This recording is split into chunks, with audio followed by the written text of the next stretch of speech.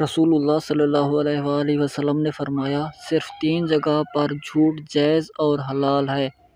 ایک یہ کہ آدمی اپنی بیوی سے بات کرے تاکہ اس کو راضی کر لے، دوسرا جنگ میں جھوٹ بولنا، اور تیسرا لوگوں کے درمیان صلح کرانے کے لیے جھوٹ بولنا۔ جامع ترمذی حدیث نمبر 1939۔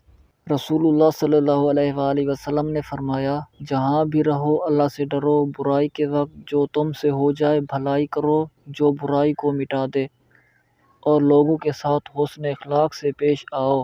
جامع ترمذی حدیث نمبر 1987۔ نبی اکرم صلی اللہ علیہ وآلہ وسلم کے سامنے ایک آدمی نے ہوا پر لعنت بھیجی تو آپ صلی اللہ علیہ وآلہ وسلم نے فرمایا، ہوا پر لعنت نہ بھیجو، اس لیے کہ وہ تو اللہ کے حکم کی پابند ہے، اور جس شخص نے کسی ایسی چیز پر لعنت بھیجی جو لعنت کی مستحق نہیں ہے تو لعنت اسی پر لوٹ آتی ہے۔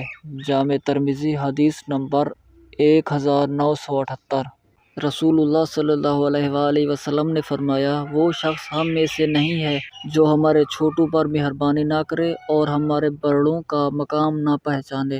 جامع ترمذی حدیث نمبر 1920۔